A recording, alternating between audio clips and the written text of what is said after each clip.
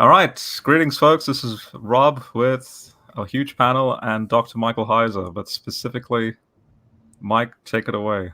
What's going on here? This Mike. I'm waiting for questions. So, do you want me to introduce myself, or? Oh, definitely. Or just talk about the amazing pug. The Pugus. I have all these Latin names for Maury. Pugus stupendus, Pugus epicus, Pugus maximus. I mean, my kids get sick of it. But right. That is one of two pugs that I have.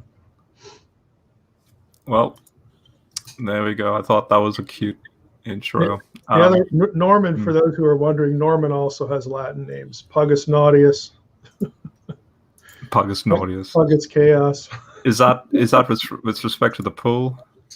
A little bit of. Well, they've all hit the pool. They've all fallen in. So they. Okay. They've all taken a dip at this point, but okay. We have to get them acclimated to that still. Well, I'll do a quick introduction to everyone out there, and also Mike. I think you pretty much know sort of how I've come across your work, and so for everyone out there, how I know Mike is that in 2014 I came across his blog. This is back when he had that older blog with the Hebrew text on the top. My uncle was into Zachariah Sitchin quite a bit, and the first thing I typed in Google was, "Is Sitchin wrong?" And then sure enough, the URL zitchiniswrong.com. Right. So the internet can answer your questions quickly. So yeah. So I'm thinking, okay, is this just a website dedicated to just like, I didn't expect, going into that it would be a professional, PhD scholar and all that. So one thing led to the next, and following your blog, and then a year later you released Unseen Realm in 2015. And yeah, that to me was, I could definitely say was the year that I finally, because my journey into the faith was between 2010 and 2015, and that was the definite year, I think, that sort of sealed it for me. So yeah, so I thank you for that, Mike. And it's nice. It's the same with everyone. Right. Yeah, actually accomplished something, other than just making people angry, but something positive. Yeah. And so today, how the format's going to go today, people will have roughly 10 minutes each to be with Mike directly, and go for it. So Wayne will be the first one to go, and yeah. Hey, Dr. Heiser. Over to you, Wayne. Nice to see you again. It's been like three years, so I've aged pretty much. So, and Rob, you didn't do the intro. Well, you know what? All right. So for the people who are watching, and for the people who don't know, because somebody on the internet is going to be typing in like, somebody's going to type in like a YouTube search, flare. Does Mike Heiser think the Earth is flat? And then Mike is going to come up, and they're going to see Sentinel Apologetics, and so. Yeah. So for people who don't know, Mike is a PhD Old Testament scholar in Semitic studies. Mike has authored books such like Supernatural, What Does the Bible Teach About the Unseen Realm, right? And Unseen Realm. So with that being said, nice to meet you again, Dr. Heiser. Dr. Heiser, Wayne, Dr. Heiser, Rob, Dr. Heiser, Rob. And with that being said, I was doing some research into the law. I don't know if you know, Dr. Heiser, but now these days, this has been a really big argument. I'm getting ready to have my soul crushed a little bit again. So go ahead. There's still a little bit of it left. just a little bit.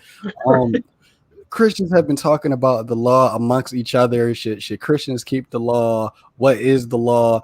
And come to find out from my research, there's a difference between the law and Torah. Mm-hmm. So it was translated differently by the time Jesus came onto the scene. It was more Hellenistic. So my question to you, Dr. Heiser, is in that regard. First, I want to ask you specifically, what type of covenant is the covenant we see in the Old Testament? Because there were different covenants. So what made the Old Testament covenant different? Well, there were several covenants in the Old Testament. Let me just say first that this is a really good providential question, seeing that this is live. On Wednesday, we're going to record an episode of the Naked Bible podcast, which is not our usual day of recording, but our guest is from Israel, Seth Postel, whose book is Reading Moses, Seeing Jesus. He has 2 co-authors. It's great. Okay, I've known Seth for a number of years, and what I'm going to tell my listeners is, look, you know, we're having Seth on because I'm recommending this book, and there's going to be things in the book where they're not going to jive, you know, with my views in Unseen Realm, you know. But if you let that distract you, you are going to miss out. From now on, when I get a question about the Christian and the law, I'm just going to send the URL on Amazon to Seth's book, and that's the end of it. Okay, he's Jewish. His co-authors are Jewish. They're Jewish, you know, believers in Jesus. It's great. It's a terrific book, and it's the thesis of it is that the Torah, okay, and there is a difference between Torah and law. The Torah is the first 5 books of the Old Testament. Not all that stuff is law. Okay, a certain percentage of it is law. So these terms are different. It has nothing to do with Hellenism, you know, so to speak. But his view, and it's just a wonderful literary analysis for lay people. You can do it in your own Bible study. It's not hard reading. It's just awesome. But that the Torah presumes the failure of every Israelite to keep the law. Okay? And because of that, it leads to something better than the law, even for Jewish believers in Jesus. So that's how I'm going to answer that part of the question. Read Seth's book. Okay, that's all you need to do. It will answer your question. When it comes to covenants, you've got, these are the clear covenants anyway. I know people want to argue for other covenants, but these are the ones that actually have covenantal ceremonies, or that are actually called covenants. You know, you've got the Abrahamic covenant, you've got the Sinai covenant, you've got the Davidic covenant, and you got the new covenant. Not all the covenants are patterned in the same way. In other words, they will connect into the world of ancient Near Eastern covenantal structures in common ways and in different ways. And it's really about what the purpose of it is. So the old covenant, if you want to zero in on that terminology, what that typically refers to is the Sinai covenant. Okay, the covenant of the law. That's the phrase that New Testament writers will use. You know, new covenant, old covenant. New covenant identified with the work of Jesus, which is correct, and that's what the Old Testament presumes. But it's wider than that, because the new covenant also anticipates the arrival of the Holy Spirit, which of course is contingent on the successful work of Jesus, including his ascension. Okay, all the way up through his ascension. But Old Covenant is typically Sinai. So that covenant obviously came with obligations, conditions. The covenant is about, there were several goals. One of them is not salvation. Again, the old covenant cannot be kept. The Torah, the wider Torah, anticipates its failure to do this. Nevertheless, it is the word of God. It expressed God's character. It expressed the wisdom of God.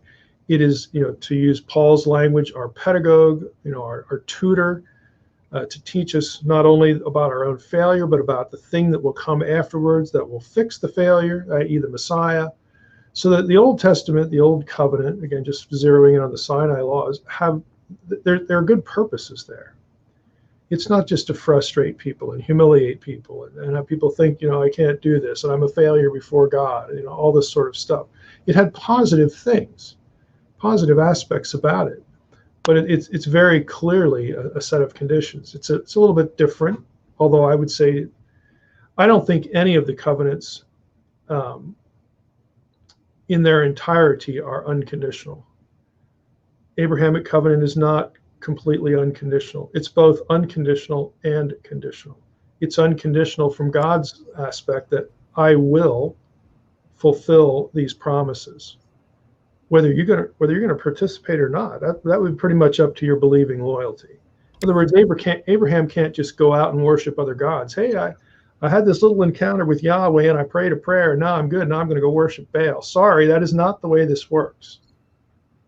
He can't just go worship any other god. If he had, God doesn't just, wipe his hands up and say, well, I guess that experiment's over. No, he will get the things that he wants. He will bring about the promises that he listed out in that covenant. If Abraham is not going to be a willing participant, there will be another way. So Abrahamic covenant has both elements, unconditional and conditional. God will unconditionally bring about what he promised. The conditional part is, are you going to believe? Are you going to align yourself with the God of this covenant against all others? Dr. Covenant's the same way. It has these elements in it. I have one more question too, because I want somebody else to go. So with that being said, what was the difference between Israel's covenant with Yahweh and all of the other covenants that surrounding nations had with their kings? That's a good question. There is a fundamental difference. There are lots of similarities. Everybody wants to talk about the similarities, and they're important because they help with meaning. But there are no other examples where a deity from some other, ancient Near Eastern culture chooses a people, not only, chooses to start a people, but the motivation for the choice is love. This is Deuteronomy 7:7-8. The deity loves a people and chooses to align himself in covenantal relationship with that people because he loves them. That's unique. Okay, you're not going to find that in other ancient Near Eastern treaties that involve deities, this sort of direct, loving, covenantal relationship. This kind of role, the concept of grace, obviously is part of that. Chesed is Yahweh's own loyalty to his love for Israel. He will always have a remnant. He will make sure, that he saves some out of this, this group, but it's never, a coercive kind of relationship. So that aspect of it, there's a famous article by J.J.M. Roberts on this, about how unique this element of voluntarily on the part of the deity entering into a love-based, grace-based relationship with a people and making a covenant with them. You don't find that elsewhere. And last question for you. Does Jesus being a king of the Jews, does that have an impact on the old covenant? Like what stipulations does Jesus specifically being a king have to do with covenant? And is there not covenantal language, father, son language, higher king, lesser king language? That's covenantal language. Am I right? Well, Jesus is the fulfillment not only of the Sinai covenant, but all of the other covenants as well. He's the seed of Abraham. He's going to bring about the kingdom. So you have the elements there. You have the star seed language, which it isn't just numerical; it's glorification. That language, the language of the Abrahamic covenant, is tied into the language of the covenant way back in Genesis. The promises given to Adam and Eve. There's language there that gets picked up. It gets dropped with Noah. Noah's a prefigurement, a foreshadowing. Moses, again, talks about the prophet like unto himself. The Torah does the prophet like unto Moses, and Jesus is that figure. So there's that aspect. All these things are intertwined. The Davidic covenant, what was the king supposed to do in relation to the Sinai covenant? Well, you're supposed to make a copy of the law, and you're supposed to be the leading example of believing loyalty in Yahweh. Well, obviously they all fail in that. David's a screw up, but at least he never aligns his loyalty to some other god. But Jesus is the perfect example of that. He fulfills that part of the covenant. He fulfills, all the Mosaic statements. There are just a number of things that tie the covenants together that do involve the success of Jesus' mission, which isn't, it's chiefly the cross and the resurrection, the ascension, but also the fact that his life and what he does fulfills these typologies that were presented earlier that are tied to covenantal language elsewhere. We shouldn't think of these things as isolated things. This is a web of ideas. The covenants are interconnected. They function together and they fail together as well. And so when you have someone who is, the seed of Abraham, who is the seed of the woman, and all this stuff, and then you get, he's sinless. He's the only one who can fulfill the law that way. He's the new Moses. He's the new David. All these things, what he does ushers in the coming of the Spirit, okay, with the ascension. He tells the disciples several times, when I go, I'm going to send the Spirit. This is a necessary condition. So all these things are interconnected, and Jesus is the only one who not only can trigger all these things, but actually does. So his kingship, his status,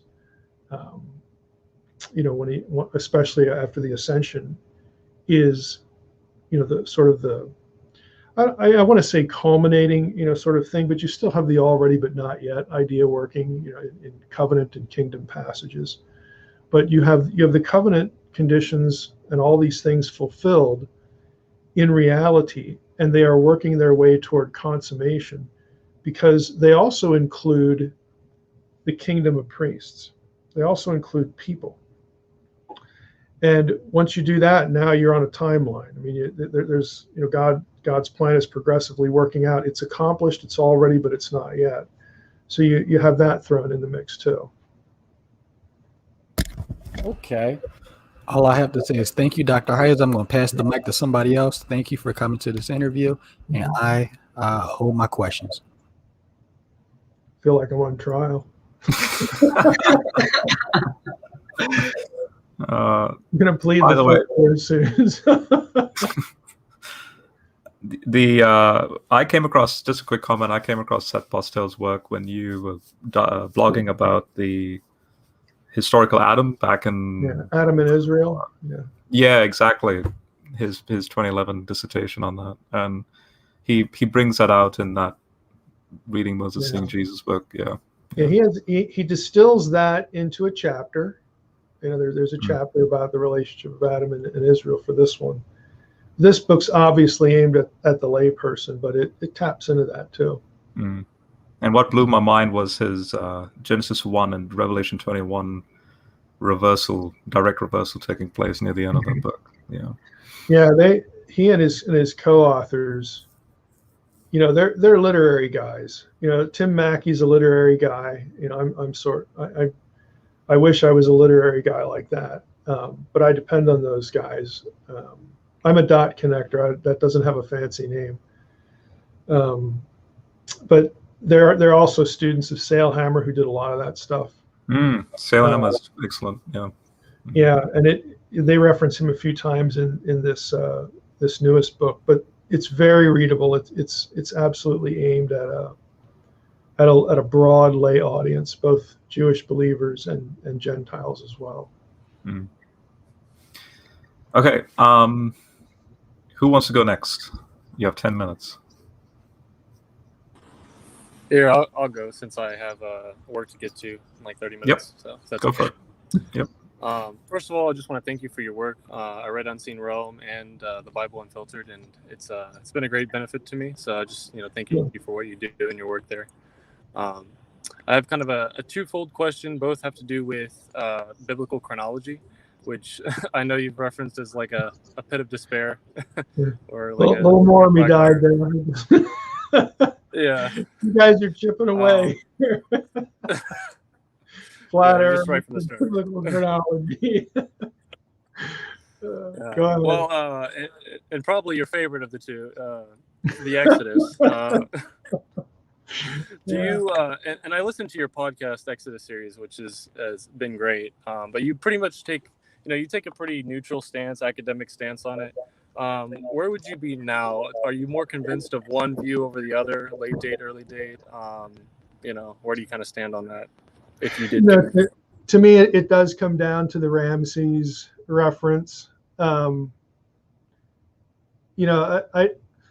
I still don't really know who's right. I've seen the Redford, Hoffmeyer's obviously a late dater as Redford would be, and even those two don't agree on a few things.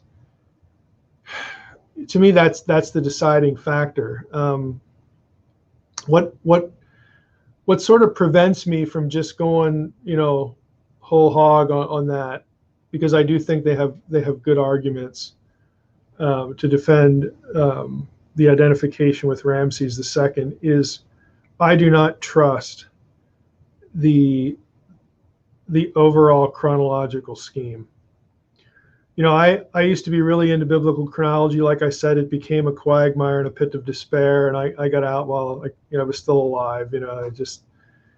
But what it taught me was there are serious problems that ought to be readdressed in a serious way when it comes to certain parts of the chronology. I think David Rohl goes too far in a number of respects, but I've read his articles from the old Ancient Chronology Forum, which the content of which he popularized in A Test of Time. His dissertation was on the Third Intermediate Period chronology, and I think he's right. I think there are real holes in this chronology. So just isolating it to Third Intermediate Period, that creates a compression. And I also, for the life of me, I can't. I think Bimson's article on the Shishak-Shashank problem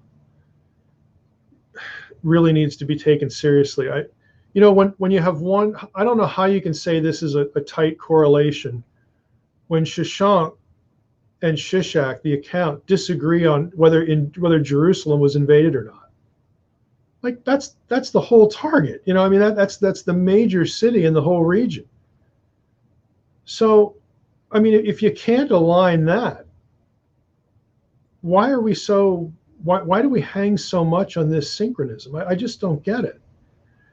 So if there are problems, and there are, then that might make the whole Ramses thing either moot, or even that alone requires a different kind of approach based upon whatever compression might be necessary in the chronology. And I don't know that those questions are ever going to get satisfactorily answered. So, I'm not going to spend any more of my time picking a side when I know either side, and even within the late date, that could sort of implode at some point and start looking like the early date, depending on how these questions are answered. I just don't see these things as soluble, with the data right now. So, that's where it is, for me. It's fascinating, and it's also irritating, because this is one of those things. I kind of put it in the bucket of like the death of Herod. Oh, everybody's agreed on this for so many years. Why should we think about it again? Because there's problems. There are outliers.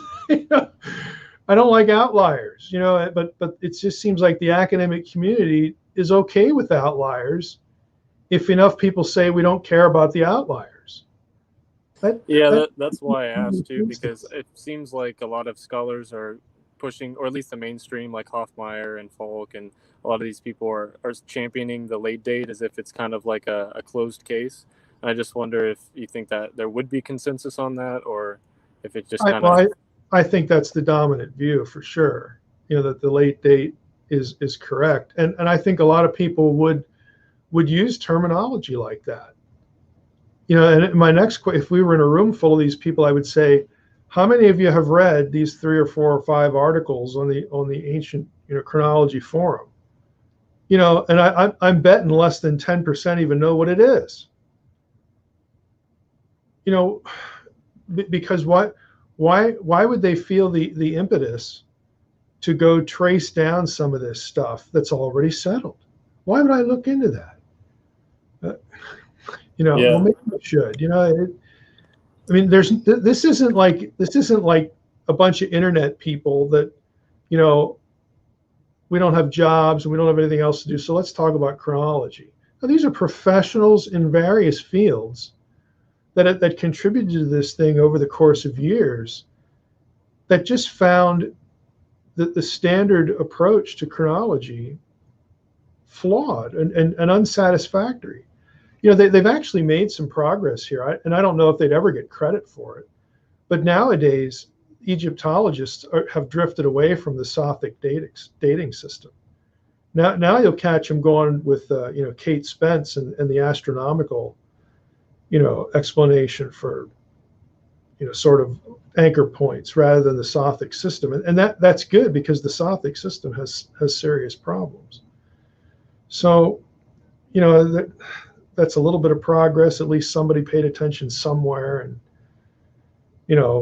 they've done something. But there are other things there, and the bigger one is James's book, Centuries of Darkness.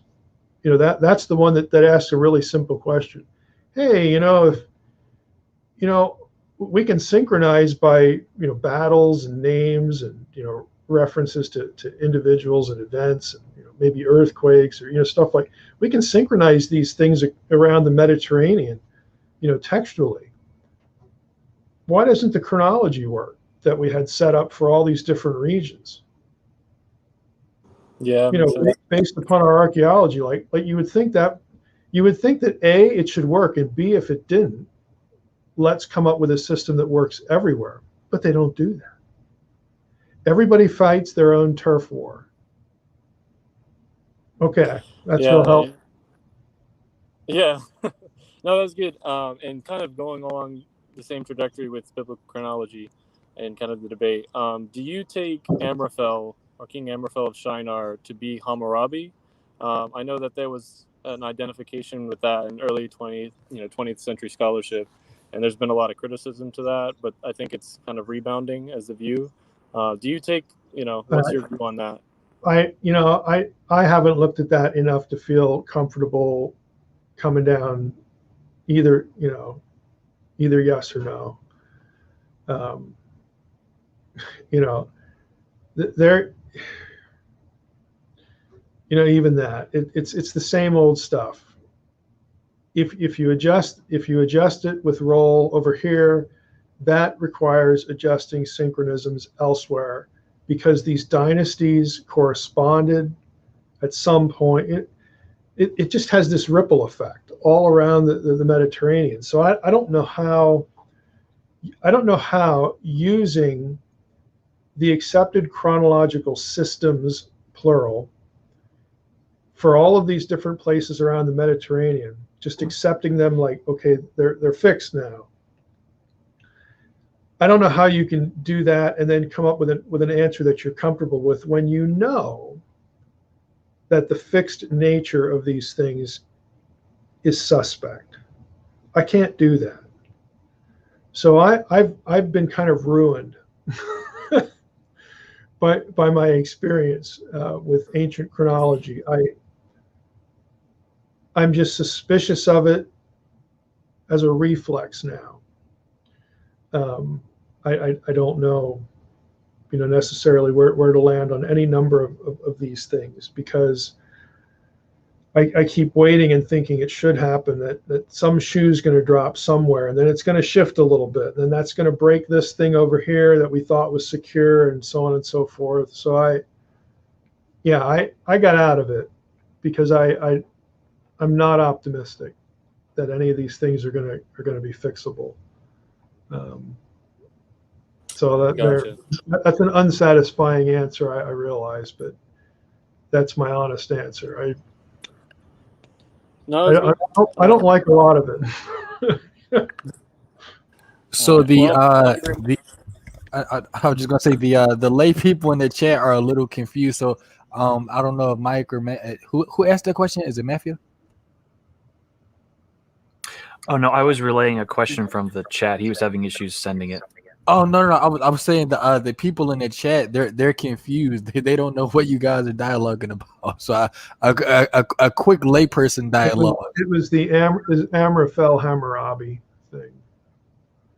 And basically Exodus stuff, which I'm going to show quickly. That's just to confirm that the up and coming book, the 5 years book, Hoffmeyer is going to be part of that. Who do you think will win this debate, or unless you've already read it, Mike? Yeah, you know what I would do with this book at the book table at ETS? I'd flip to the index and see, does anybody reference Roland Bimson? I'm telling you, that is the first thing I would do. And chances are, if they're referenced at all, it's their name appears on a page, and there's no interaction. I mean, I have a pretty substantial collection of contrarian articles. You know, again, the Ancient Chronology Forum is online. Anybody who's listening to this, who's interested in this, just Google Journal Ancient Chronology Forum, and you're going to find this stuff. You know, I read dozens of articles, you know, from that forum. And the first thing I would do is I would pull out 3 or 4 key articles from that. And I want to know if anybody listed on that cover of that book has interacted with that material. That's what I want to know. And if they haven't, I'm putting it back on the shelf. It's really of no use to me. Well, here's just for the sake of the audience as well outside. This is technically the views presented. I'm personally interested in the Gary Rensburg alternate late date.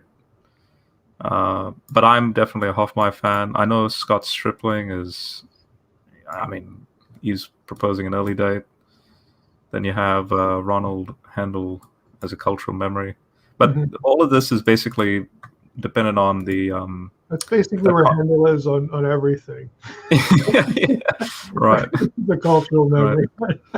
Also, just to clarify for the audience, Amraphel, that question was in terms of in Genesis, when Amraphel and a coalition of kings take Lot from Canaan, and Abraham rescues Lot. So it's separate from the Exodus, but it still has to do with biblical chronology for those who are kind of lost there. Yeah, so University of San Diego in 2013 had a huge weekend conference, I think it was, easily like 48 hours worth of video. And in your Exodus podcast, you actually bring up the Springer publication on one particular aspect. I think it was to do with the Ark. Yeah. But yeah. Okay. Who'd like to go next? You got 10 minutes. I'm ready. Okay, go for it. All right. Okay, let me turn on my here. So I'm gonna retread a little bit of very old ground. I'm gonna try to ask some new questions. So if you don't mind, I'm gonna take us back to the whole Psalm 82 question at hand. So to give some background for my question.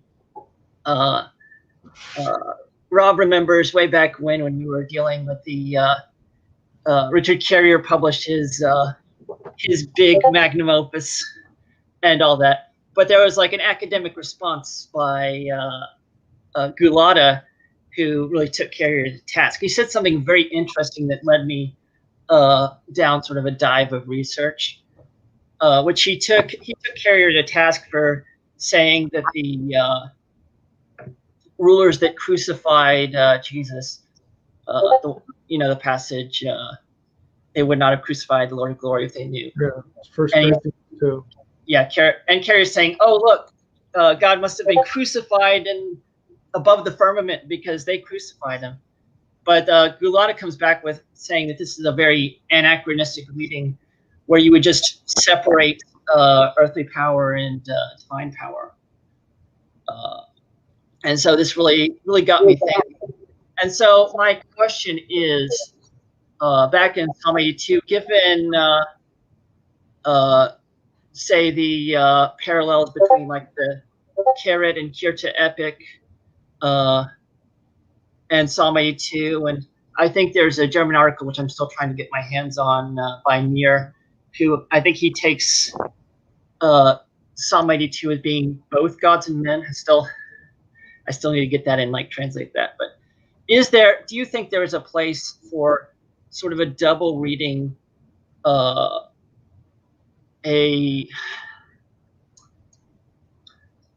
two-layered meaning where it's both a judgment on the gods of the nations and on the Gentile kings. Who, in verse 8, yeah.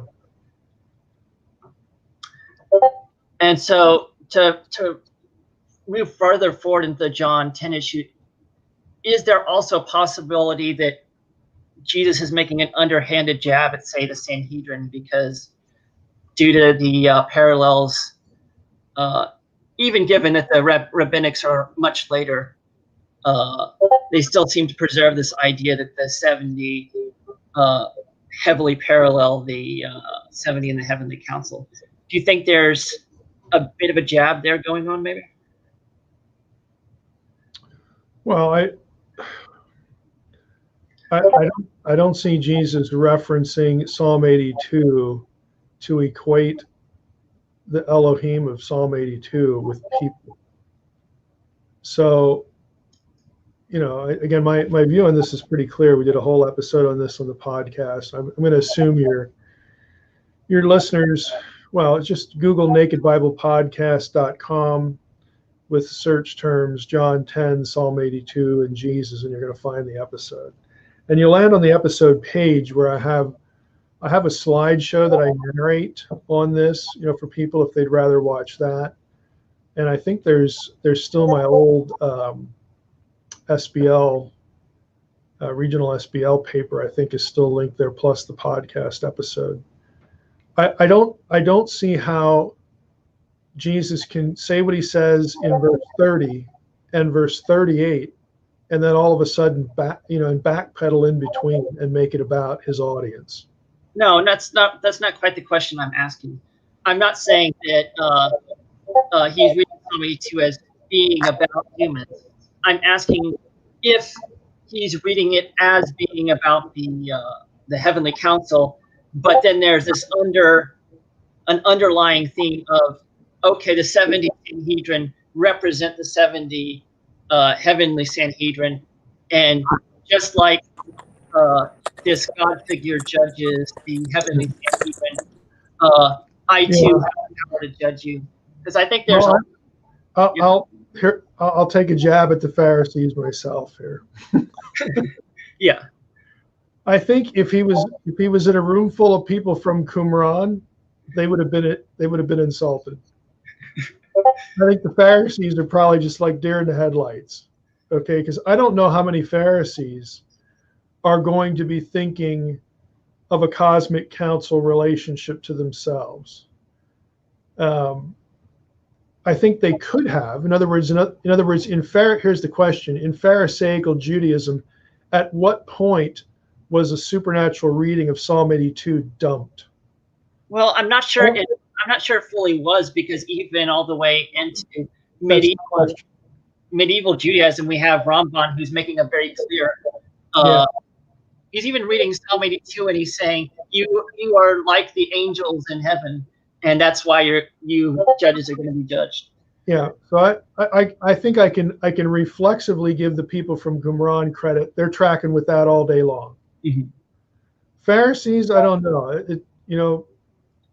It was probably a mixed audience.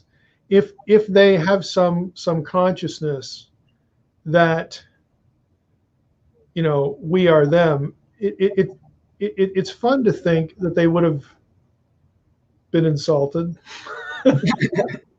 That's fun to think, but would they have thought about the council in heaven as being those members in rebellion, or would they have thought of it more neutrally as the heavenly host? If they're tracking on the number, then, you know, it can be a poke in the eye. I'm just not sure that. In other words, let me put it this way: if they're still within Pharisaical Judaism, they're still seeing the supernatural implications of this chapter. I would have to think they could see it in Deuteronomy 32:8 and do the math, especially in light of verse 8. Okay, when the psalmist, you know, cries out and wants the Lord to take back the nations. Okay, if they did that, then they're going to be relegating those council members who are under judgment to the bad guys, and therefore not the heavenly council of which they are symbiotically related. Mhm. So it's hard to know. Again, we can only speculate about what's in a given Pharisee's head. I'm sure some would have been insulted. Maybe others could have parsed that out and only been offended partially what Jesus is saying. Plus, then you get the very human impulse that they're not really looking to agree with him on anything. I don't know how willing they are to cut him a break. They're probably going to think the worst. So that point. Just quickly, Howard, can you mute your Discord because people are asking if you can do that? Mute my Discord? Yeah. Am I on Discord? Well, someone's. There's a lot of pinging sounds of Discord pinging sounds. Yeah. You have to If anyone else has Discord open, just mute it. If it's not Hound. All right, just gonna. Well, you can be sure. It always. Okay, that's neat. How there's this thing called the in the settings, the mute chat function. Yeah. Or just mute when you're not speaking. That's easier. But yeah, I turned all Discord off here. So if I'm parsing you correctly, you're saying there's a possibility there, but what would need to be defended is how much do the people he's addressing reading this? Yeah, I don't know. If I'm generous and allow, and I agree that we can't close the door on this because of even later rabbinic things like Peter Heyman's article. He gets into rabbinics where they're still seeing divine plurality in places like Psalm 82. Okay, mm-hmm. So if we allow for that, then the question shifts to how many of them are going to either align or disconnect that idea from Deuteronomy 32. That becomes a little bit more nebulous. So I'm willing to think, yeah, there could be some there that, if they distinguish that, the council from those in rebellion, the gods of the nations, they're not going to think that Jesus is taking a shot at him, or they're not going to conflate these two things. And that would produce one response. But those who do conflate them, you're going to get a different response. And I don't know how we would parse that, but yeah, I would say there's room for either side of that. All right. Okay. For the sake of also the audience outside, Dr. Heiser, if you can, I don't know, spend like 10 seconds on each of these. These are the super chats that are coming in. So I'm just going to try, because again, I'm trying to fit it within the 60-minute margin here. So there's about 4 that's just come in. So the first one, I'll have to bring up the chapter and the verse, but the question is about Isaiah 4 verse 1. What is going on here in view of chapter 3 regarding the 7 women? Who is at fault? So I know it's a little bit off. How am I going to do that in 10 seconds? Yeah. Okay, what's the next one? Just pass on that one. Okay. I mean, you'd have to look it up and read through the passage and all this. So yeah. Okay. The next one is this is pretty straightforward. What are good reasons for thinking the Satan figure in the book of Job is not the devil? The reasons are grammatical, because all of the occurrences in Job 1 and 2 and Zechariah 3, where you have the noun Satan, which is what gets translated capital S Satan in English Bibles. Every one of them is preceded by the definite article in the Hebrew text. So you have ha Satan, you say big deal. Hebrew is like English. It does not tolerate a definite article, the word the, in front of a proper personal name. I am not the Mike. Rob is not the Rob, okay? It sounds ridiculous because English doesn't do that. Neither does Hebrew. Except the Donald, right? Right, except for Donald Trump. He's the exception. He's the Donald. At least according to which wife was it, I lose track. Ivana, or I lose track. I'm a little bit out of touch with my Trump, my Trump knowledge, Yeah. the chronology of his relationships. But since Satan has the definite article in front of it, it cannot be a proper personal name, which means you should not translate it capital S Satan, because that's how we use a personal name. Or you say, well, what about the devil? Again, there's no connection textually between Job 1 and 2 and Genesis 3. You'll never see the Nakash, the serpent, called Satan anywhere in the Hebrew Bible.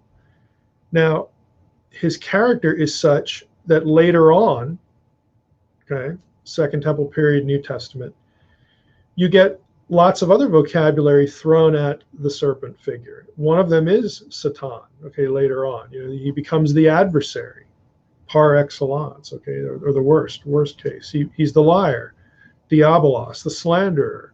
He's Belial, the worthless one, okay? So the characterization makes sense, and later it becomes a proper personal name, but there's no indication in Job 1 and 2 that this is the figure of Genesis 3. There's no textual connection there. So that's why, in real quick form. Okay.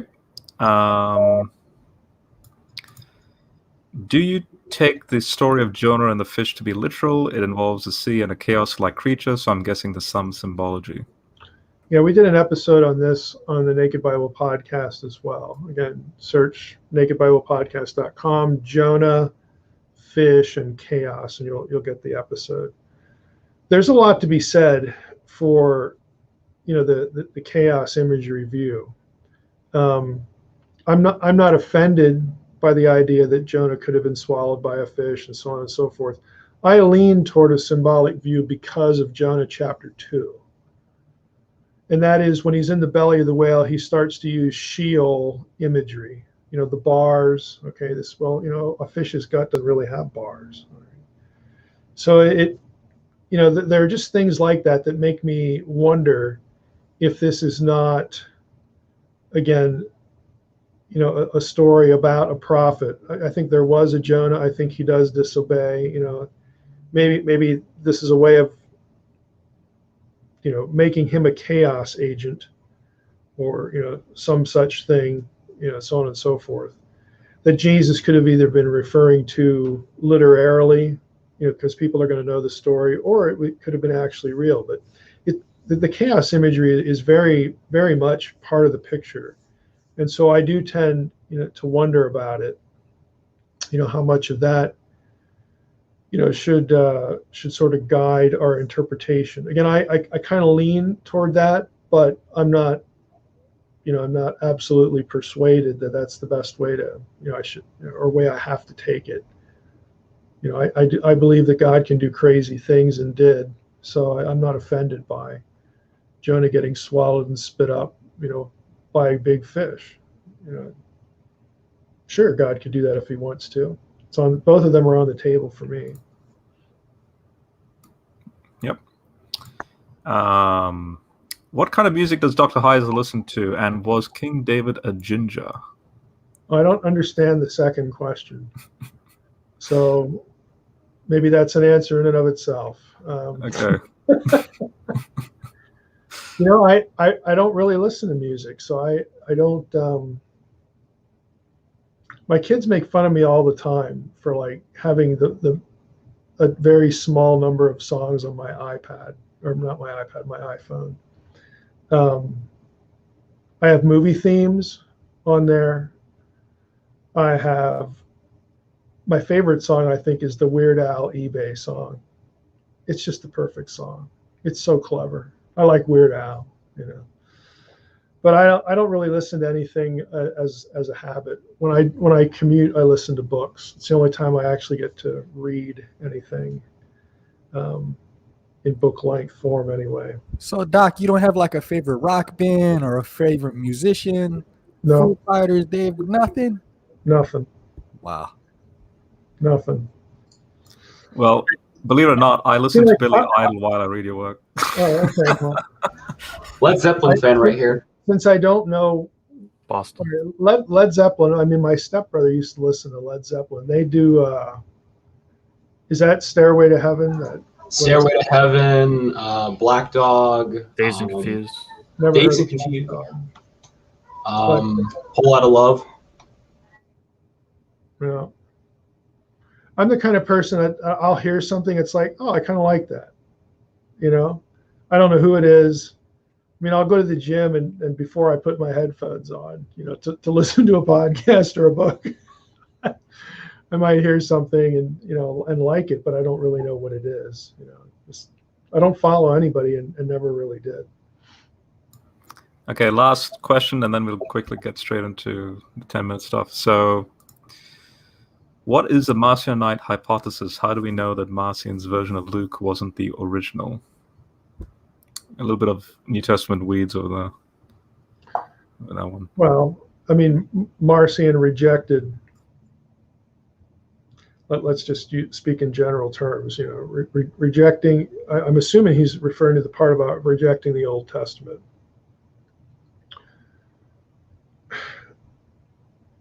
You know, the Marcion's version of Luke.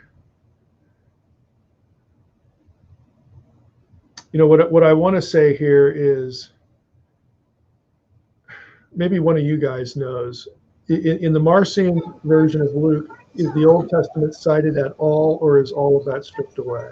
A lot of Marcionite was a anti-Semitic heretic who removed like all the passages in the Old Testament, and kept very select passages. But my question is specific for a reason. Does Marcion's version of Luke, which I have not read, does it ever cite the Old Testament? I wouldn't know, I wouldn't know personally. So, well, here's why I ask. Again, Marcionism is again the rejection of the Old Testament for, you know, just like you said. How do we know that that isn't the real version? Because it would be unlike everything else in the New Testament. Hmm. Every other book cites the Old Testament out the wazoo. Okay, but all of a sudden we've got one guy that doesn't. I mean, I don't know how the early church is going to look at that and think, oh, this is just like the other stuff. No, it actually isn't. So that would cause me, again, if I were sitting there in the 1st century or the 2nd century, and we've got Marcion in front of us explaining that, you know, this is the original book of Luke or whatever, sure doesn't look like it. Why is this one so much different than the others? Why does this thing not, you know, look at these things, which one is not like the others? Yours. So that would give me immediate suspicion out of the gate that we've got something a little odd going on. So that would be, you know, my, you know, you'd have to come up with a coherent explanation. That would be, you know, the homework of the day as to why I should value or validate this when it's so different than everything else, including the synoptics, you know, which, you know, Luke obviously has a relation to the synoptics. You know, why would he exclude all these things? It just doesn't make any sense to me. Yeah, so just quickly to comment, there's a dissertation out there, 2018 dissertation, called The First Dionysian Gospel, Imitational and Redactional Layers in Luke and John. And according to the author, he has a blog post here by Mark Bilby. He's wanting to point out that it's actually, if you take Mark in priority, so there's the patristic hypothesis was that it's Luke, but he's arguing that it's based on Q and Mark that Marcion is using to then make his watered down gospel. So right, and so somehow he goes through Q and Mark, just presuming we have Q for the sake of the question, and wherever Q and Mark cite the Old Testament, he decides not to. Yeah, and that's yeah.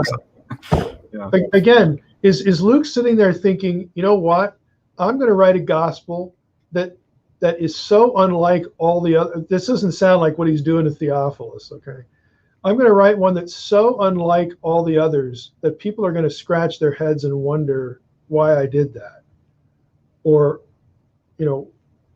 what my motive would. Again, where's the coherence of the strategy? And it can't be, well, he's writing to a Gentile, so he's getting rid of all that Jewish stuff. We don't actually know that Theophilus was a Gentile. That's problem number one. Theophilus is a name that shows up in both Jewish and Gentile epitaphs of this period. So we can't tell by the name. Most excellent Theophilus sounds like, but again, it can't be completely certain, but sounds like an office holder of some type. And that makes you lean toward, this is probably a Gentile. How many Jews would have held office in a Roman government? Okay, that sort of thing. So probably a Gentile. But you know what? There's a lot of good Old Testament stuff that is an apologetic for Gentile inclusion and salvation. Why would Luke get rid of that? If he wants, if he wants Theophilus to think that Jesus died for him, the Gentile, well, if he ain't quoting the Old Testament, where's he getting that theology? Again, I just don't see any point of coherence to the idea. Well, these other sources that aren't the Old Testament talk about Gentile salvation. Like, which ones? Where? I don't see a single point of coherence for the whole idea. So again, that's the homework that I would assign for that one. If you want me to come over to your side, you got to answer these questions. It's not just nitpicking your way through Q and Mark and coming up with sentences, okay? No, there has to be a general coherence to it. Sweet, thank you. Metanoia, take it away. Dr. Heiser, it's really an honor.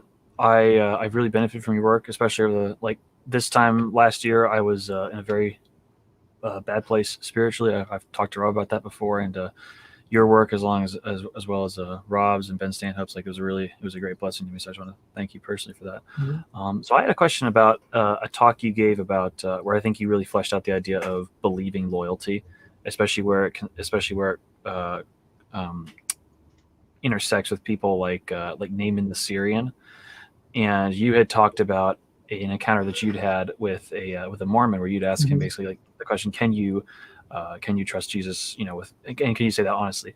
And so I was wondering, how far can we stretch that? Because I know that's an easier question to ask to Eastern Orthodox and Catholics and people just within the different interdenominational denominations of Christians, because we affirm Trinitarianism, we affirm deity of Christ, we affirm all these different things. But how do we make the jump then from Mormons and maybe others like Jehovah? Because from where I'm saying, I'm confused by that, because I don't think the jump could be made, because Mormons do not. I mean, they believe that God is physical, he's a man, just a glorified man. So I'm just wondering, how do we make that jump then, especially with considering belief, loyalty, and all that? I hold out the possibility, because in the early church, there were people who affirmed, they affirmed a number of the right things, the necessary things to affirm, while holding some really crazy ideas. Is it impossible that someone who, let's just say you rejected the hypostatic union, okay, or believed in a spiritual resurrection, is it possible that they could still be saved? Okay, well, what's the basis of their salvation? If they're in their heart of hearts thinking there is no other way of salvation other than what Jesus did on the cross, and they're believing the whole time that he didn't physically rise from the dead, or he's a spiritual resurrection, whatever, or that he was something other than Orthodox Christology would affirm, have they embraced the gospel? Okay, I would say, yeah, they have, even though their theology stinks in some other way, because they're not holding out the possibility of redemption on any other basis. They're not trusting themselves. They're not trusting their own works. They're not trusting some other God. They're not trusting some other religious claim. They are trusting that what Jesus did on the cross is the exclusive means of salvation. And they could be quite wrong about something else. So I think that's, ultimately that's what God wants. Okay, here's salvation. Here's the basis of salvation. Believe it or not. Okay? And it doesn't come with, with an appendix that you have to fill out a form, to check your theology at that point. The thief on the cross, I can guarantee you, wasn't a theologian. All right, he's not thinking anything about this stuff. What he's thinking about is this is the Son of God, and Lord, remember me when you come into your kingdom. I believe that, what has been said about you and what I've heard about you, I think that's the truth. Remember me. Today you'll be with me in paradise. Okay. In that sense, it's a pretty low bar. So I think Mormons, again, they only they and God know what else is sort of jumbling around in their skull that might be either getting in the way or not in the way. There's no way I can parse that or anybody else can parse it, which is why I answered that question to that guy the way I did. Because I think I agree, that Mormons just believe some really nutty stuff, But this guy actually was smart enough to know if I'd have played that card, he's a professor at BYU. If I'd have played that card, he'd have gone, oh, like this other guy here in Christian, he would have had a ready example of something from somebody. If it's only one guy, right, one Christian writer in the medieval period that believes sort of the same thing that Mormons do, he's going to have that guy there ready. So, I wanted to try to communicate the idea that you can't depend on anything else. This has to be exclusive, and it has to be non-merit based. Can you honestly say that? And I hope he could. And it would sort of imply that the farther he gets from Mormonism, the closer he gets to that question that you ask him, because it's hard. It's hard to know how. In his case, without getting into too many details on his side of the story, he had some theological tensions and conflicts within his own environment that were very real. So maybe there were certain things that maybe the average Mormon in the pew would just think is, pardon the pun, gospel truth. But this guy's like, no, I don't believe that. In other words, that's a thing that's not in the way here. But I don't know. I don't know what the grocery list would be for him. There are some other things that are some other groups, and you cited, I think, Jehovah's Witnesses, where that question, in my mind, I'm thinking, there's probably no way you're ever going to get there unless you just junk the whole system. yeah. With Jehovah's Witnesses, that's a pretty much a binary thing. Right. It is pretty much binary, but it's still a good thing to ask them to again try to have a pinprick of clarity here, that the gospel is not about your merit before God, and it depends on the work of Jesus. So I have to think in situations like that, maybe this is a catalyst, maybe it's a starting point, maybe it's a little prodding down, the path. But at least, a pinprick of clarity for somebody, it's just hard to know. So as I'm understanding you, it's not like trying to affirm someone in their unbiblical culture. It's more just trying to let's give a contrast. Yes, I wanted that guy to be introspective. I wanted him to assess what he believed and what he didn't believe. Because he's the only guy that can do that. Yeah. I can't do that for him. And this guy was very well acquainted with evangelical thought and conversation, because he came to the I guess I may run into him this year. As far as I know, he's still alive and on teaching. But he was very conversant with evangelical theology and read quite a bit of it. So he may have had lots of things going around in his head that could help him navigate that question in hopefully the right way. I also had a question about I don't know if like so this is a completely different topic of like in the law. I believe it's in either Leviticus or Deuteronomy. I've heard the law specifically about two unmarried people, and the man sleeps with the woman, and the woman then her husband, or no, he must pay the bride price, and he can never divorce her.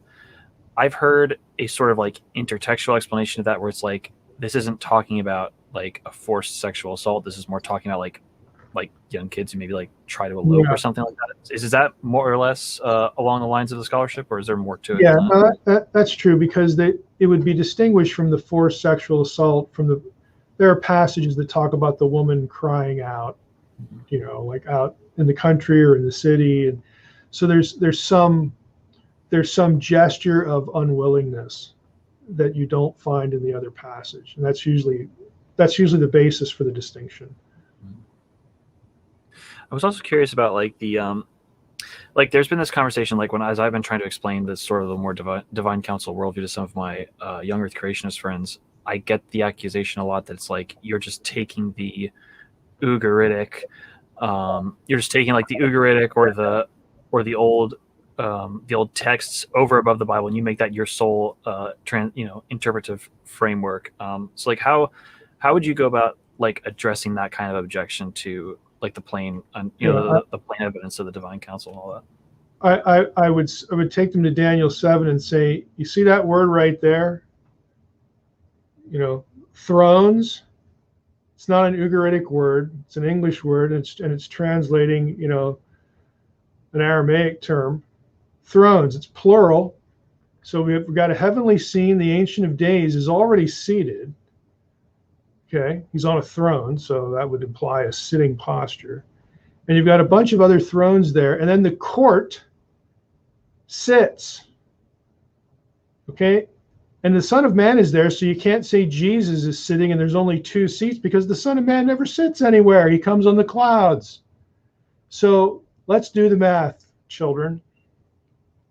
Seats, a command or a statement that the seats were filled by these other beings, okay, the court.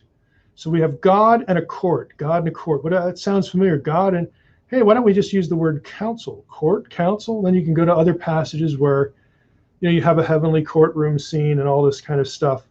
I don't need Ugaritic for any of that. What I need to be able to distinguish between the singular and the plural. And I need to discern that the Son of Man ain't sitting anywhere. God already is, and so those seats are filled by somebody else. And there ain't no people in the scene. It's multitudes of multitudes in heaven. Again, there's plenty of ways to get to a divine council, divine court, divine assembly that have nothing to do with Ugaritic. You can cast that out of your lexicon. Just jettison it completely. You don't know. Daniel 4, this is by decree of the watchers, plural. Is that a lie? Is that a misprint or a typo? There are just plenty of places you can go, and ultimately, what you want to do is you want to ask the person, when you come full circle, to saying, what's the harm? God with his heavenly host involves the heavenly host in his decisions. Did our theology just die? No, well, of course not. This is like God involving us in his decrees and decisions and what he wants done. That doesn't make God less than God when he involves lesser creatures in the administration of what he wants to get done. What's the harm? For a lot of people, the harm is, I never heard it in church. Yeah. Or it goes against my tradition. Right. Or exactly. And so then you have, that's the place to press them. Well, I thought we were doing a Bible study here, not a tradition study. Honestly, they have to be able, not just for the sake of this point or this discussion, this topic, but they must be able to discern the difference between their tradition and the Bible. I mean, it's just an important thing to be able to do. It doesn't mean that you have to junk your tradition, but you have to keep it where it belongs and not conflate it with the other thing. They're supposed to work together, but one is superior to the other. And a lot of people have not even, they didn't know that was a conversation to be had. So this is why I recommend starting people on this kind of content. If you've listened to the podcast we did like 5 rounds of, pastors who have, and teachers in church who have tried to do this. I always recommend find something in the, if it's unseen realm, find something in unseen realm that already affirms something they hold dear, that helps them believe it even more. Maybe helps them connect the testaments or something like that, where they can see the value of it, how it answers a question or addresses a problem. Or I guess at least make it understood that you're not trying to take away their their Bible from them. You're trying to make their theology sturdier. You're not trying to do a bait and switch with them, or take something away or destroy something. I mean, and again, the way to start that is find a way that it really contributes to something they already hold dear, and so they don't need to fear it. And then the next thing, 2, 3 of these down the road, there's this thought they've never had, or this thing in Scripture they've never thought about that connects to one of those things they already believe. And well, let's go down that bunny trail. It's there for a reason. What is that? What does it contribute to this thing that we already, both know about? Here's a different thought. So you have to really, build slowly, but it has to be a building exercise, not a threatening, beat them over the head with this thought that they should know, but they don't, but because then it's just going to be perceived as a threat. Well, thank you for that, Dr. Reiser. Mm-hmm. Also, Mike, just a quick 2-second comment. Everyone in the Sentinel community was laughing at my recent encounter. I just randomly bumped into a live conversation with a person obviously coming from let's just say a fundamentalist sort of attitude, was horrified at the fact that using your slides about Ezekiel 1, the zodiac and the eyes covering that iconography and all that, like, yeah, there was definitely are we reading the text plainly, and did God inspire literally every letter in? And it was just one of those. Right. I don't want to be rude, but educated versus not. I don't know how to approach. I mean, I was being very patient and loving to that person, but right. It was really depressing to see that sort of attitude. What you want to do is you want to say, well, what's the plain meaning of the description then? Give me the plain meaning of all this weird cherubim wheel stuff. I mean, what is that? He literally said, do we need to depend on scholars, or we just read the Bible? So then my comment to that was, well, how ironic. The scholars are the one are giving it to you in English. And there was a little bit of silence in that. Ancient aliens. It's like kind of like a sarcastic response I gave. I don't need you. I have ancient aliens. Yeah. This text proves aliens, guys.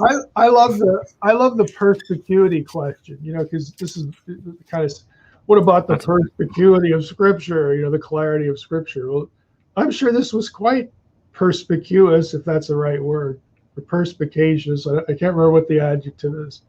Perspicuosity. Right. I'm sure it was quite clear to someone living in Ezekiel's day. In other words, exactly.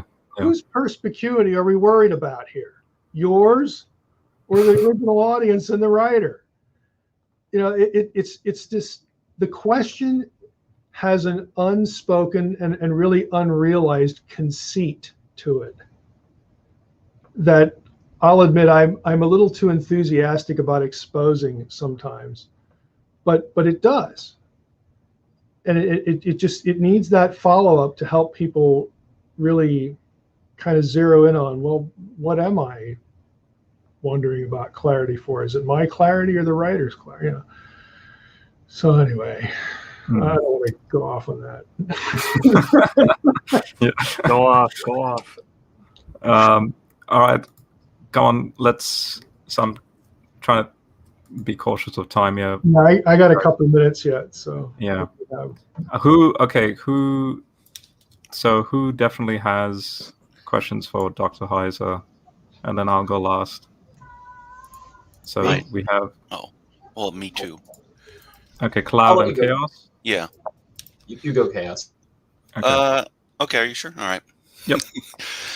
So, Dr. Heiser, I just want to say thank you for providing all the work that you've done. It's sincerely been very life changing, and it is Unseen Realm, all that stuff. That was a huge introduction, a huge gateway into the realm of peer review and scholarship for me. And I love that you've made it so accessible for the typical layperson, and for that I thank you. And the only way I actually discovered you is through the Fringe. The ancient aliens, Nephilim hunters, all those people. That was a very dark time in my life because it genuinely made me afraid, right? Especially with the whole UFO abduction stuff. That was like, but your works, were a huge light in that darkness. So I would just want to say thank you for that. But my question is, keeping it consistent with the theme of Fringe, would you ever be willing to support a genuine paleontological undertaking to uncover giant remains? Define genuine. Peer-reviewed, academic, a sort of prescribed methodology to uncovering, let's say, a lost species in the history of human. In other words, credentialed people who are going to follow the rules instead of trying to just escape from prison in whatever country they're doing. Yeah, follow the academic stance, because that's a huge problem I have with a lot of fringe researchers. Yeah. Okay, I can understand if you're upset with academics, but at least use their tools, which I don't see happening. Yeah, I would be, very much in favor of doing that. Yeah, I'm not very optimistic it's ever going to happen, because usually these things get co-opted by the people who are not willing to follow the rules and who don't really care about method. But if that scenario ever materialized and it was real, I'd be rooting for them. Absolutely. Awesome.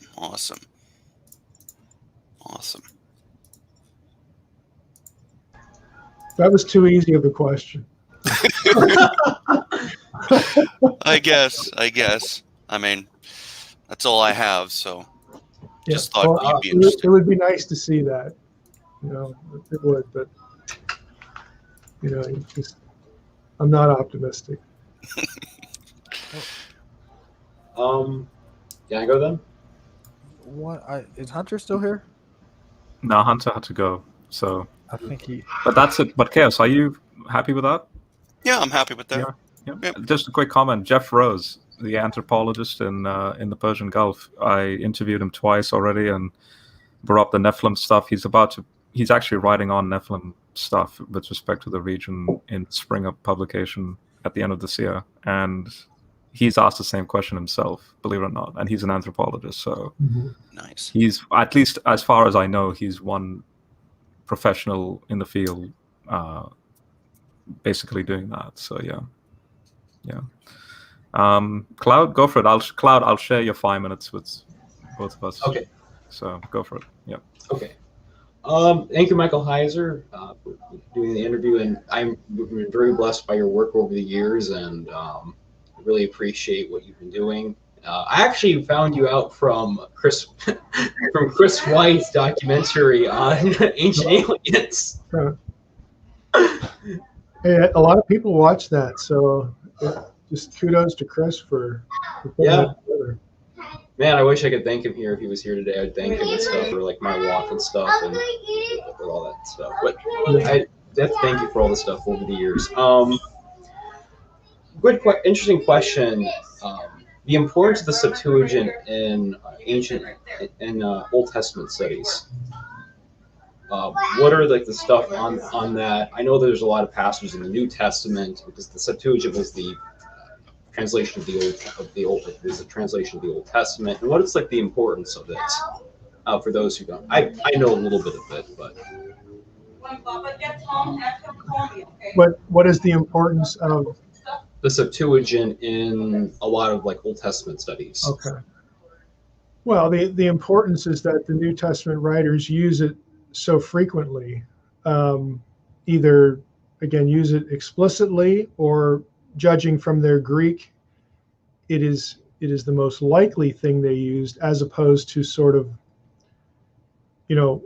looking at the Hebrew text and then winging the Greek on their own. There'd be no reason for biblical writers to do that when they had an Old Testament in Greek already. So that's why their citations of the Old Testament are so predominantly close to the Septuagint. So if you want to study how New Testament writers interpreted their Old Testament and repurposed its content, you must get into the Septuagint because that's the translation they're using.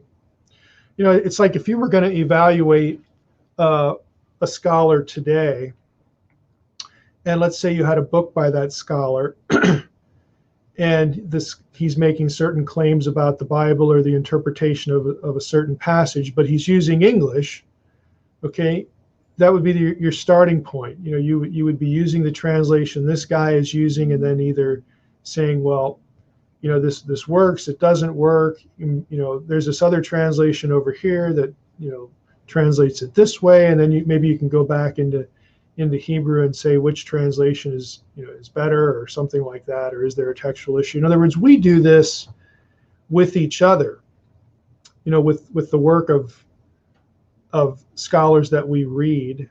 When we disagree with them or they disagree with each other, we do this kind of analysis routinely. We call it Bible study. We call it using commentaries and resources. And so the idea of looking at the translation or the text that a biblical writer used in his argument, his work, that should be sort of fundamental. It should be completely familiar to us. So that's why it's important, to see how they were reading, and interpreting the Old Testament text. Why, in other words, when a New Testament writer cites an Old Testament passage, their take on it might turn on one or two things in that text, in that translation. What scholars will do then is they'll ask questions like, okay, since we have the Hebrew Bible, can we evaluate the Septuagint's translation on the basis of the Hebrew? And that's where you get into the weeds in scholarship. Is what the Septuagint comes out with here, is it just based on a different text? That's a textual criticism issue. And if there's not a text critical issue, is their interpretation, the way they render this in Greek and go off on a trajectory, is that possible if we just had the Hebrew text? That's the kind of question that scholars would ask at a different level. But for the average pastor who wants to prepare for a sermon, it's important if you want to know why the New Testament writers thought the way they thought when they're looking at the Old Testament. Mm-hmm. Thank you. If I can ask one last question, what made you do this whole thing? This is like the whole thing with like your books and seminars and stuff, and that's another easy question. I can answer it in one word: guilt. Yeah. I'm serious. Yeah. I can remember a couple of years after, if you've read Unseen Realm, my little Psalm 82 provocation. Yes. Yeah. I can remember sitting in Memorial Library at the University of Wisconsin, just, there I am, I'm a doctoral student, and I'm rediscovering the Bible again for the first time. It's hard to believe that as a doctoral student, you can just get your cage rattled to that point and love it and enjoy it. And the thought struck me just very clearly that the average person in church will never have this experience. Yeah. Yeah. They will never have it. And I just thought that's wrong. That's just not, it's not right. It's not right to hold knowledge of the word of God with the flock. Yeah. Out of that, and you have to realize, part of my context too, by the time I got to Wisconsin, I had taught for 5 years at a school that was in a fundamental Baptist orientation, and trying to get accredited and trying to be a little more, academically mainstream, and it never worked. But I remember hearing people, pastors, people who were part of the constituency at an important level, like board members and stuff like this, basically say, some of them used words like this, but I heard it in other words too, that there are just some things about the Bible that students shouldn't know. Oh. Which to me, I could give you a really good, if I had time, I don't have time, but I could give you a really good story about, I won't tell you. I had somebody show up at my office one day, and Lord bless them for their honesty. He said, we've never met. I'm so-and-so from XYZ state. I'm a pastor there, and I've been sent here to spy on you. What? And I said, well, thanks for telling me. It's very nice of you. I'm going to come to all your classes and spy on you. What you're doing. I said, you're more than welcome. So I went in. This is one of those God does have a sense of humor stories. The first class he came to was hermeneutics class. And we're about halfway through the semester. Well, what he didn't know, what only God knew, was on the first day of the class, I had a student ask, this is while I'm doing something boring like reading through the syllabus. I had a student ask, what do we do when the stuff we're learning, we know isn't something our pastor would agree with, or maybe even our parents, what do we do? And I said, well, that's an excellent question. Let's devote a day of the semester, the whole hour, to that question. And so we scheduled it. Guess what day this guy showed up on? It's that day. That day. And I can't wait to get to class. So I go in there, and I didn't introduce the guy because I didn't want to point him out. But I said, what we have scheduled to talk about today, what do we do when, what we're learning, we have a disagreement with our pastor and other people we love and respect. And that's what we're going to talk about today. I said, and this is really important because there are some people out there who really believe that what we do here in class is not a good thing. I used the line, I said, there are some people out there who think that there are just some things about the Bible you shouldn't know and we shouldn't tell you. So I said, what do we think about that? I literally didn't say another word for 60 minutes. The students were irate. It was one after the other, 20, 25 of them just getting up and saying how wrong this was, what I'm learning. I just love the Bible, all this stuff. They just destroyed this whole approach. And so at the end of it, the guy just walked up to me and he said, I'm so sorry. I apologize, for what I'm supposed to be doing here. And so I'm going to make sure everybody back home knows that, your students are just loving the classes. And it was a 180. Just, and I didn't have to do anything. So it's like the Lord just set the whole thing up. So it's like, yeah, you come to my class. Yeah. We'll see. We'll see. It's such a great story, man. Now, 2-3 years down the road, I get fired. So I mean, it doesn't have this blissful ending. Somebody in the audience said, "For which of these good works are you going to stone me for?" That's exactly right. That's exactly right. Yeah. Or as I would less eloquently say it, there's no place like the ministry to be punished for telling the truth. Mm-hmm. Yeah, that's sad that like, just pastors will like hide that information from their congregation.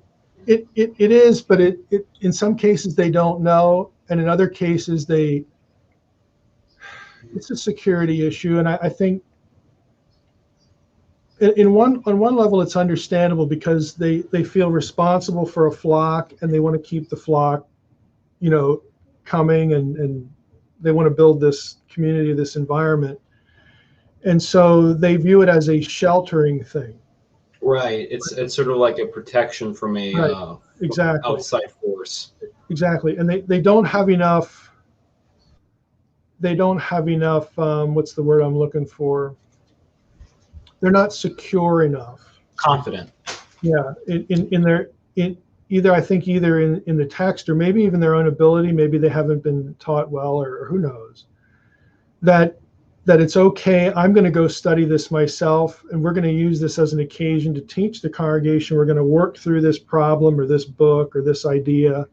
They don't take it as an opportunity to learn something themselves or to help, basically to shepherd their people through the topic, whatever it is, because that takes work, right? And it might be scary.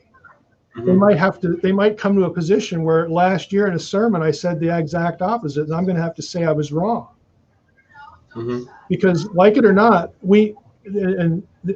pastors have a tough job, so I try not to blame pastors for stuff, and lay people have created part of this problem. And that is, lay people give pastors the impression, either explicitly or sort of by implication, that you're the guy who's the master of the Bible, and you're supposed to be right in everything you say. And we look to you as the fount of information about this thing called the Bible. And so pastors are scared, in many of them, to have to say, I got that wrong, because it's a cheat in the armor. It's armor. It's vulnerability, and they should be vulnerable. And people should know that. Look, he doesn't have the answer to every question. He's not supposed to. Nobody does. No one's omniscient. No one's God. Right, but we have this climate in church where I think pastors can become very insecure about their own status. Now, the flip side is you have some who love it and exploit it, and they turn into manipulators. Oh yeah, like the people who are just like vultures who will like attack like that information and stuff. Yeah. Like you're atheists. I don't even know how we got onto that story, but whatever the question was. But, do we have time for one last question? Because Hunter didn't get a chance to. I got to be out of here. And literally, I'm going to hit the button. In all right. A minute, so hit it myself. Hey, by the way, thank you for answering the questions. I really appreciate it. I'm just gonna spend not even 1 minute, Dr. Heiser. Just all I want you is sort of like a response, a thumbs up or a thumbs down to what I'm going to share on the screen. So. Oh, I can hardly wait. This is gonna get good. This is gonna get good. Do you think? So, question to you, Dr. Heiser. Do you think that translations from now on should read in the beginning, or when God began to create heaven and Sheol? Thumbs up or thumbs down? Wait, let's see. I would say thumbs down to a categorical shift. Okay. That Eretz can mean Sheol is one thing, but should it always? I mean, you use the word always, so I'm going to vote no on always. Okay.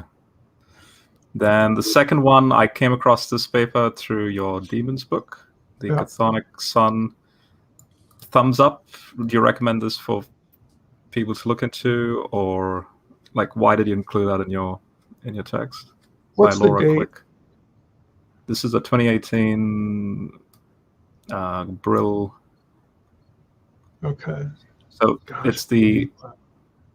Yeah. Can Hello. you? Is it too small for you to read, or is it? No, I just have these. I have these terrible progressive lenses that I just want to grind up and destroy. Okay. But she's basically saying apparently it's the sun, not Venus.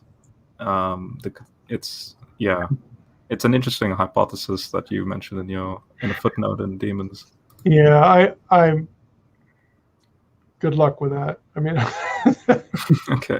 I mean, I think there's just a lot of scholarship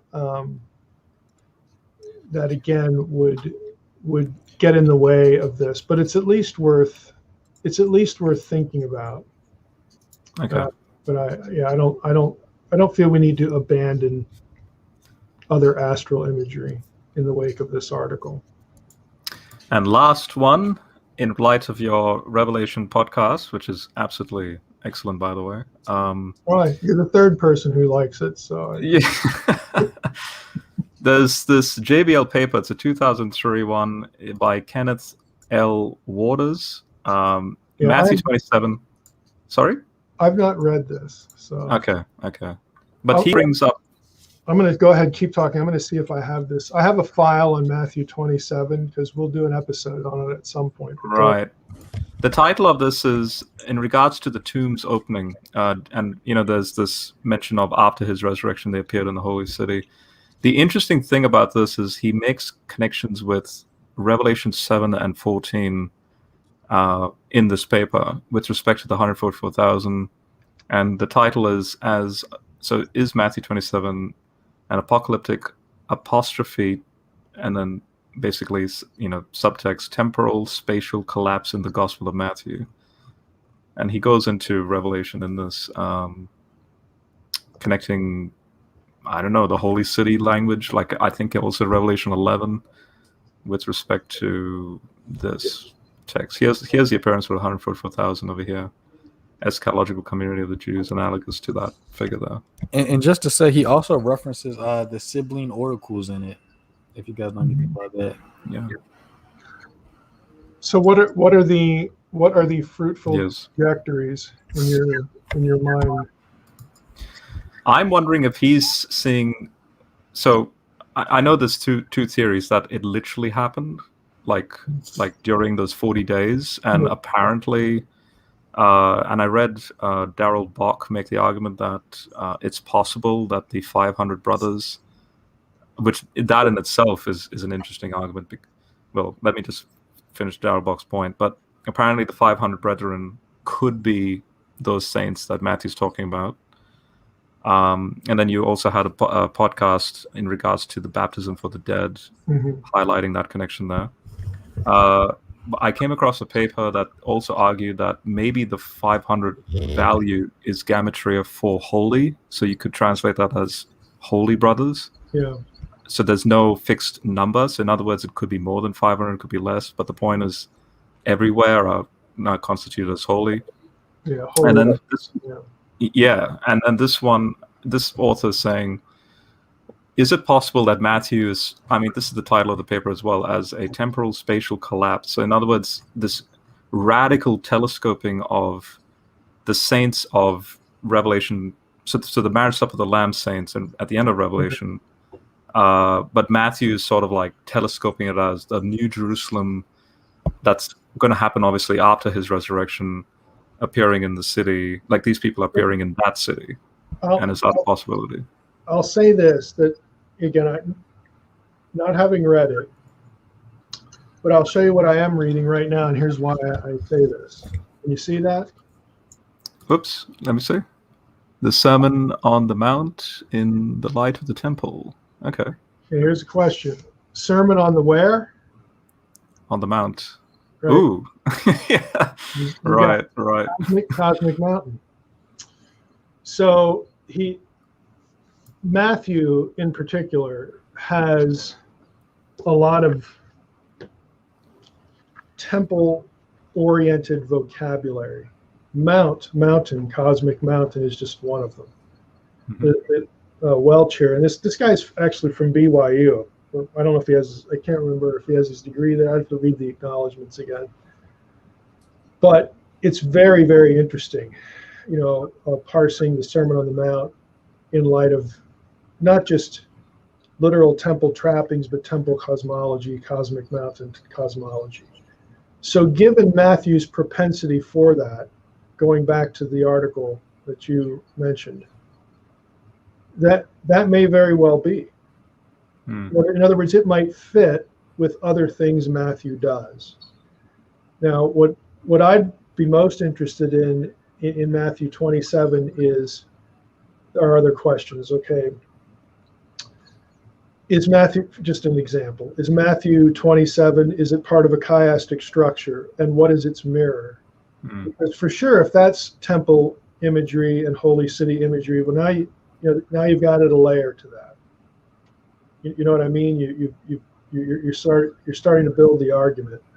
So I would want to see what's around it and what other parts of Matthew is this an endpoint thread in Matthew, and what are the other elements in Matthew that lead up to it? I mean, these are the kinds of questions I'd want to see, or want to at least think about, or hope in the article that he does bring some attention to. So that's really interesting. Sweet. I will add that to my queue. But this, awesome. Yeah, this is really interesting. Sermon on the Mount. I mean, how obvious could that be? Right.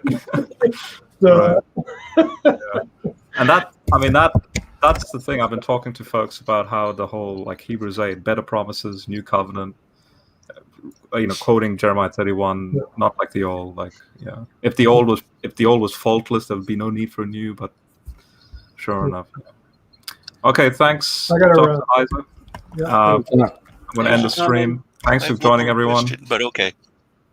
Yep, Thanks. That's all right. No. Okay. Bye-bye. See ya. Bye. Bye. Bye-bye.